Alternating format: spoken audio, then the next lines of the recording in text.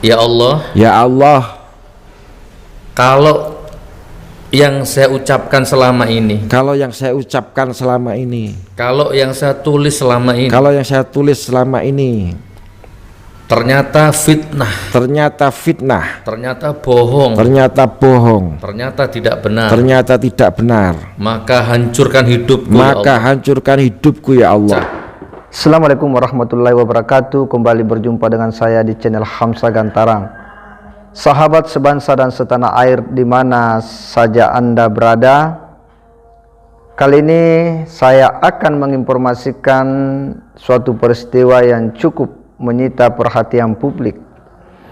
Bagaimana sebuah proses mubahalah yang dilakukan oleh Bambang Trimulyono. Orang ini kalau tidak salah beberapa tahun yang lalu kemudian divonis penjara ya karena membuat tudingan-tudingan kepada Bapak Presiden Jokowi dalam sebuah bukunya yang ditulis Jokowi Undercover. Inilah yang kemudian membuat beliau dituntut secara hukum lalu kemudian dipenjara. Lalu begitu dia lepas, dia berulah kembali melakukan ya sebuah proses-proses komunikasi yang sangat-sangat tidak mengedukasi bagi publik Indonesia. Bahkan dalam sebuah proses mubahalah yang kemudian menjadi viral ya setelah diunggah di kanal YouTube ya Gus Nur ya, di Gus Nur 13 official, itu sontak kemudian menimbulkan reaksi dari publik. Tentu reaksi ini beragam ya, karena informasi yang disampaikan oleh Bambang Trimulyono, Hidupku ya Allah, Cabut keberkahan hidupku, ya Allah. cabut keberkahan hidupku ya Allah, Hina-dinakan hidupku, ya Allah. hina-dinakan hidupku ya Allah, Matikan aku matikan aku ya dalam Allah, kondisi kafir, dalam kondisi kafir, kufur dan mengenaskan. dan mengenaskan. Tetapi ya Allah, Tetapi ya Allah, kalau ternyata apa yang saya katakan selama ini, yang saya tulis selama yang ini saya tulis selama ini benar adanya, maka hancurkan, hancurkan, laknat, hina-dinakan, cabut berkah rumah tangganya, cabut berkah rumah tangganya, cabut berkah rezekinya, cabut berkah rezekinya, siapapun saja yang menantangnya, yang menantangnya, yang tidak yang mempercayainya. jika kita lihat dalam proses mubahalah itu terkesan memang begitu meyakinkan. Bagaimana tidak, beliau dalam proses mubahalah itu katanya jika apa yang dia tulis dalam buku tersebut itu tidak benar, maka dia siap untuk kemudian dilaknat.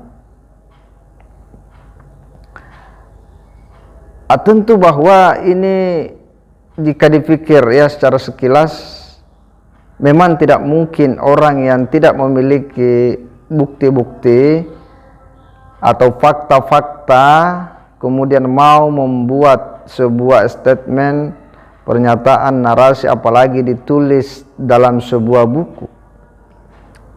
Tetapi apakah situasi itu memang separah itu? Nah, ini tentu butuh pembuktian yang harus diuji, apalagi mereka semua masih hidup. Waktu 50 tahun, 70 tahun yang lalu bukanlah waktu yang terlalu lama untuk kemudian bisa ditelusuri. Masih banyak saksi-saksi hidup yang bisa memberikan keterangan dan menguji sebuah bukti-bukti yang atau fakta-fakta yang dijadikan sebagai pijakan bagi Bapak Bambang Tri untuk menuding Pak Jokowi menggunakan ijazah palsu. Saya kira bisa dilacak ya di sekolah di mana Pak Jokowi mengenyam pendidikan, bisa diketahui siapa teman sekolahnya, bisa ditahu siapa gurunya, bisa diketahui siapa kepala sekolahnya, siapa yang mengeluarkan ijazah dan sebagainya. Sehingga menurut saya hal ini bukanlah sesuatu hal yang susah dan sulit untuk kemudian dibuktikan. Dan tentu Bapak Bambantri menulis buku ini juga dengan penuh pertimbangan-pertimbangan yang cukup hati-hati, dan pasti dia diberikan informasi yang valid, ya, atau paling tidak dia dapat, ya, setelah informasi itu diuji kebenarannya. Tetapi segala sesuatu yang ditulis, ya, bisa saja kemudian karena ada motif-motif tertentu, ada keinginan-keinginan dan maksud-maksud terselubung yang tentunya itu hanya yang bersangkutan dengan Tuhan yang tahu.